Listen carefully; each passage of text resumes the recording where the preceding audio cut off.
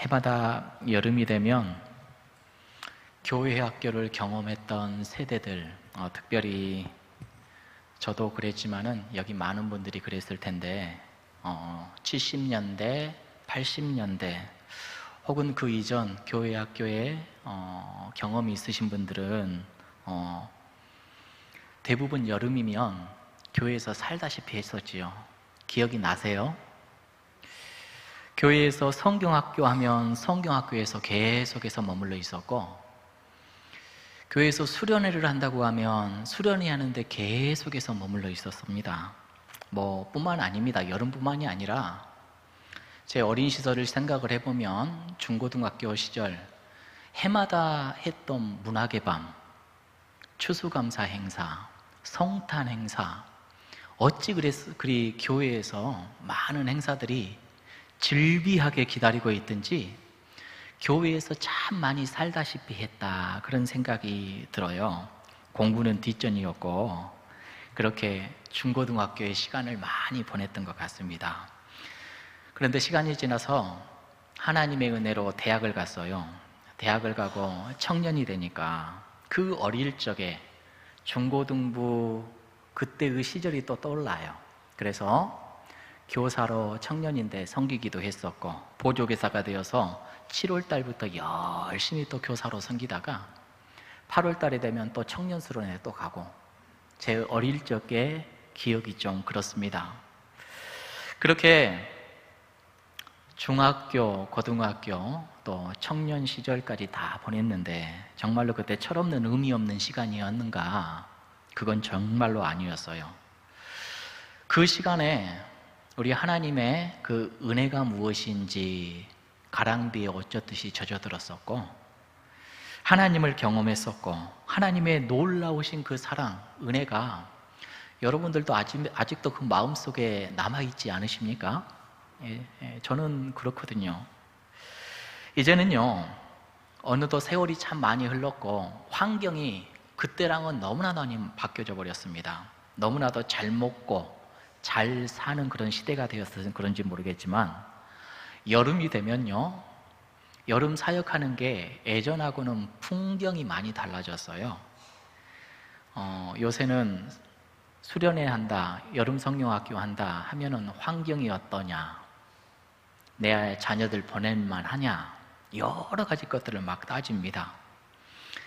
오히려 가족들은요, 얼마나 좋은 곳으로 숙소를 잡아서 호캉스도 하고 좋은 곳에 가서 여름을 많이 그렇게 누렸지요. 그런데 지금 보면요, 시설도 좋아지고 환경도 좋아지고 쉬는 것도 다 좋은데, 지금도 가만히 생각을 해보면 그 옛날 수련회 할 때 좋은 곳 못 먹었어도, 좋은 시절, 좋은 환경이 아니었어도 자꾸 그때가 기억이 납니다. 천막에서 텐트 쳐놓고 발구락내 얼마나 냄새가 많이 나는데 거기서 함께 뒤엉켜서 자는 기억도 여전히 나고요. 생밥 먹어보셨어요? 밥 했는데 생밥 해가지고 그래도 그거 어떻게 살려보겠다고 막 했던 그런 기억도 나고요.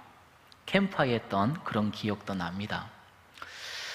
이런 생각들이 계속해서 드는 이유가 뭘까요? 가만히 생각을 해보니까 저는 그래요. 그때 시설은 안 좋았어도, 환경은 좋지 못했어도 은혜가 있었다. 진짜 은혜가 있었다. 하나님의 말씀이 있었고, 사랑이 있었고, 좋은 교제가 있었다.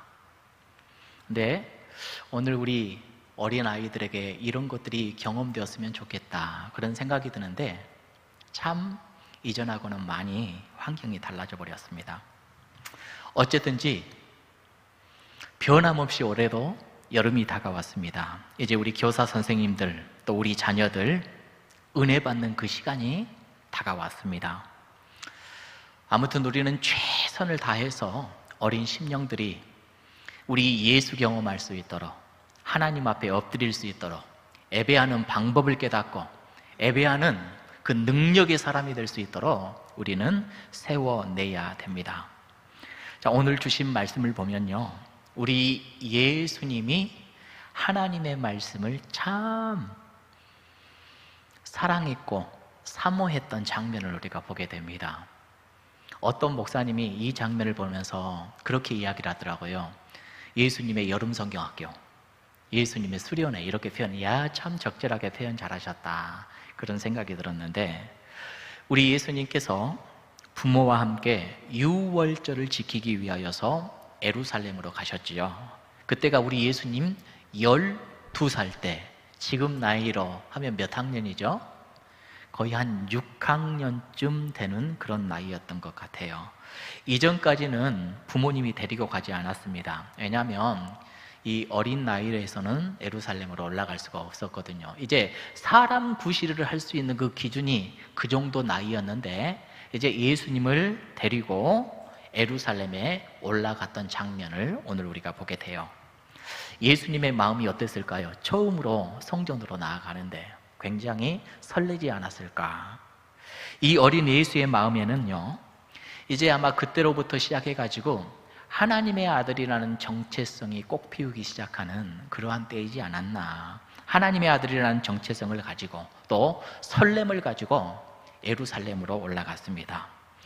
6월절 일주일 기간을 아마 다 마쳤던 것 같고, 자, 행사를 마치고 나서 함께 갔던 마을 사람들이 이제 고향으로 돌아가게 됩니다. 이제 함께 내려오는 시간인데, 예수님의 부모님은요, 예수가 보이지 않는데 아마도 친구들끼리 섞여서 놀고 있거나 저 어디에 다른 무리들 안에 있겠거니 하며 그렇게 생각을 했던 모양이었지요.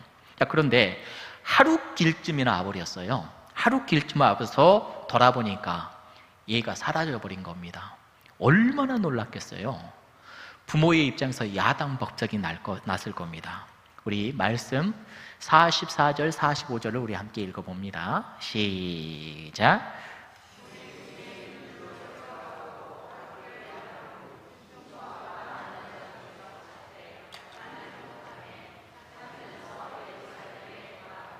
네, 찾으면서 예루살렘으로 돌아왔대요. 자, 하루를 갔잖아요. 하루를 갔는데 다시 반대로 찾으면서 예루살렘으로 왔으니 며칠 걸려요? 이틀 걸리죠. 네, 얼마나 예수의 부모들이 막 그냥 애가 탔겠어요. 자, 사흘 만에 우리 예수님을 만나게 됩니다. 46절이 그렇게 기록되어져 있지요. 사흘 후에 성전에서 만난즉 그가 선생들 중에 앉으사 그들에게 듣기도 하시며 묻기도 하시니, 그래요. 예수님의 성경학교는 끝나지 않았나 봅니다. 아직도 그 자리에 머물러 있는 거예요. 우리 예수님이 그 자리에 그대로 있는데 랍비들, 율법사들과 앉아가지고 성경에 대해서 듣기도 하고 묻기도 했다, 이렇게 나와 있어요. 아주 진지했던 것 같고 아주 깊이 있게 말씀에 대해서 나누었던 것 같습니다. 부모와 함께 올라온 사람들은요, 6월절이 다 끝나서 다 가버렸어요. 그런데 예수님은 아직도 예수님만의 행사는 안 끝난 것 같아요. 그 자리에 그대로 머물러 있었던 겁니다. 자, 그래서 거기에 머물러서 예수님은 말씀이 너무나도 궁금해가지고 듣기도 하고 묻기도 했다, 이렇게 이야기를 해요. 예수님의 부모가 그 모습을 발견했어요. 얼마나 화가 났을까요? 화가 나기도 하고 찾아서 반갑기도 했을 것이고. 자, 그래서 예수님을 향해서 이렇게 말을 합니다. 48절의 말씀, 그의 부모가 보고 놀라며 그의 어머니는 이르되 아이야 어찌하여 우리에게 이렇게 하였느냐, 보라 내 아버지와 내가 근심하여 너를 찾았노라. 육신의 부모가 당연하지요. 여러분들 아이 잊어버려 봤어요? 잊어버려 봤습니까? 저는 우리 큰아이 한번 잊어버려 봤어요. 모래사장에서 한번 잊어버렸는데 진짜 속이 뒤집힙니다. 와, 이 말씀을 보면서 저희 큰아이가 생각이 나요. 아유, 그 녀석 그냥. 부모가 만났어요. 당연히 네가 왜 이렇게 행동했느냐, 네가 왜 이렇게 했느냐, 어머니와 얼마나 근심했는지 아느냐. 그런데 중요한 게 예수님의 답변을 우리가 주목을 해보아야 됩니다. 49절의 말씀 시작. 예수께서 이르시되 어찌하여 나를 찾으셨나이까? 내가 내 아버지 집에 있어야 될 줄을 알지 못하셨나이까 하시니. 보세요. 내가 내 아버지 집에 있어야 될 줄을 알지 못하셨나이까. 예수님의 정체성을 알고 있는 겁니다. 자기의 정체성을 알고 있는 거예요. 하나님을 뭐라고 불러요? 아버지로 불러요. 자, 우리 교회학교 선생님들에게 여쭤볼게요. 우리 교회학교 학생들이 하나님께 아버지라고 부릅니까? 부르고 있어요? 우리 오늘 정윤승 권사님은 기도 첫머리에 아버지 이렇게 부르더라고요. 아버지. 하나님을 아버지로 부를 줄 아는 아이. 할렐루야. 이거 굉장히 중요합니다. 그리고 아버지의 집에 있는 것, 내가 아버지의 집에 있어야 될 줄을 알지 못하였나이까? 부모에게 이렇게 말을 하고 있는 겁니다. 우리는 가만히 생각하기를, 아이고 예수님이니까 그런 말을 했지요, 이렇게 이야기를 해요. 우리 그렇게 이야기할 수 있어요. 그런데 오늘 우리들의 자녀들을 한번 생각을 해봐요. 우리 가정에 있는 자녀들 여러분 여쭤봅니다. 누구의 자녀죠? 누구의 자녀예요? 호적상은 내 자녀가 맞죠. 그런데 진짜로는 누구의 자녀예요? 그렇죠.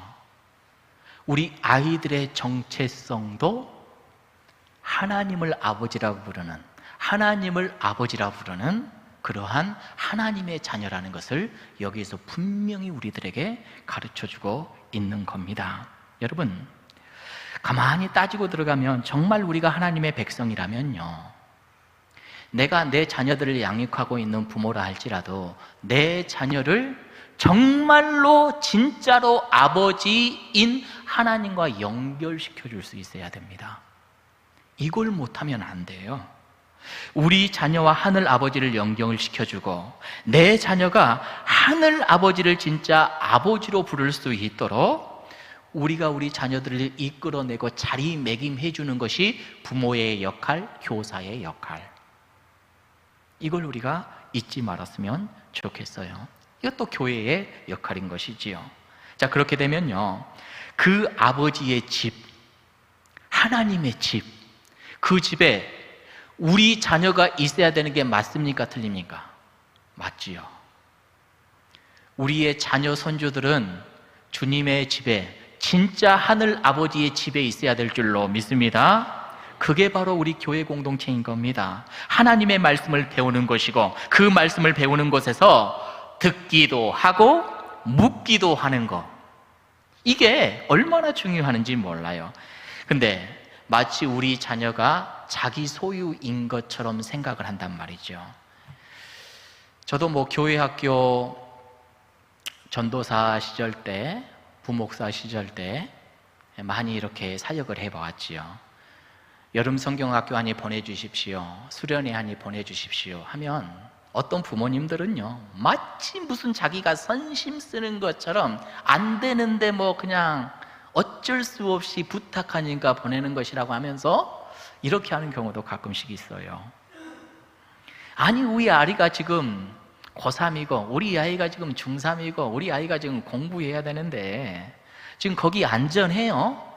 시설은 괜찮아요? 우리 전도사님이 저에게 우리 교회학교 청소년부 수련회를 우리 교회에서 하는데 고민거리가 하나 생겼다고, 샤워 시설이 없어서 얘들이 지금 큰일이라고, 교회에서 임시방편으로 만들어낸다고 해도 절대로 거기서 하지 않을 것 같다고, 어떻게 해야 되냐고. 어떻게 해야 되죠? 시설을 보고 환경을 보며 요즘 아이들은 조금만 기준에 안 미치면 조금 더 불편해하기 싫어하고 조금 더 손해보기 싫어하는 그러한 모습이라는 것이죠. 여러분, 오늘의 이러한 모습입니다. 근데 여러분, 분명한 게 우리 아이들은 아버지 집에 있어야 됩니다. 아버지 집에 늘 드나들면서 하나님의 말씀을 접하고 그 말씀을 마음의 양식꼴로 먹고 이들이 거기서 자라나 이 거친 세상 가운데서 하나님의 사람으로서 귀하게 세워지고 쓰임 받아야 된다라는 것이지요. 여러분, 우리 잊지 마십시다. 하늘 아버지가 진짜 아버지십니다. 육신의 부모가 잠시 맡겨 있는 것 뿐이고 하늘 아버지가 우리 자녀들의 진짜 아버지예요. 그래서 부모는, 교사는 우리 아이들과 하나님과 끈을 맺어주는, 이 아이들이 하나님 앞에 나아가서 아버지 이렇게 부를 줄 알고 예배 드릴 줄 알고 말씀으로 세워질 줄 아는 이러한 사람들이 되어야 될 줄로 믿습니다. 아까 우리 유치부 제목이 뭐라고요? 주제가? 하늘로 어떻게 한다고요? 하나님을 향해서 막 뛰고 즐거워할 수 있는 아이들이 되기를 주님의 이름으로 축복합니다. 예수의 사랑이 무엇인지를 많이 깨달아 알고 우리 아동부 학생들도 그 예수 사랑으로 많은 사람들을 용납하고 염소하고 품어 안아낼 수 있는 이런 복된 심령들이 되기를 주님의 이름으로 축복합니다. 자, 그래서 하나님의 말씀을 우리 교회에서 배우고 누리고 깨닫고 오늘 우리 예수님처럼 묻기도 하고 듣기도 하고 그러면서 우리 아이들의 인격이, 우리 아이들의 신앙이, 영성이, 지식이, 지혜가 그렇게 쌓아져 나가야 될 줄로 믿습니다.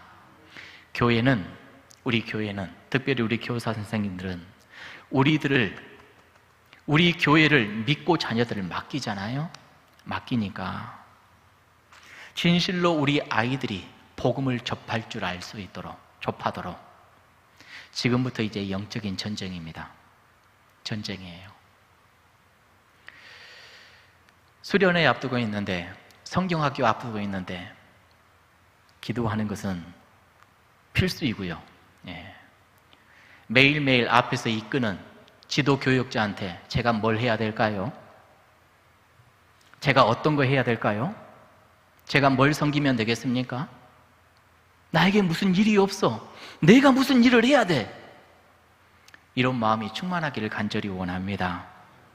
우리 교회에서는요, 교회 속에서 잘 진행될 수 있도록 오늘 오전에도 우리 장로님 기도했던 것처럼 물질로, 기도로, 여러 가지로 후원해주고 돌봐주고 관심 가져주고 열심히 뒷받침해 주어서 마땅히 우리 자녀들이 있어야 될 이 자리에서 하나님을 아버지라 부를 수 있고 하나님께 영광을 올려드릴 수 있고 어려서부터 하나님의 말씀을 들으면서 자기가 죽어질 줄 아는 사람, 이게 예배구나라고 깨달아 알 수 있는 사람이 될 수 있도록 우리 귀한 선생님들 아름답게 쓰임받기를 주님의 이름으로 축복합니다. 우리 성도님들, 우리 교사들을 위해서 많이 격려해 주시고 기도해 주시기를 바랍니다. 하나님께서, 성령님께서 충만하여서 사도 베드로를 통하여서 놀라운 복음의 증거의 역사를 감당했듯이 우리 귀한 선생님들을 통하여서 우리 귀한 성령님의 역사가 임재하여서 우리 교회를, 또 우리 자녀들을, 우리 귀한 어린 심령들을 변화시키고 세워낼 줄로 믿습니다. 기쁨으로 이 일을 감당해내는 우리 모든 성도님들이 되시기를 주님의 이름으로 축복합니다.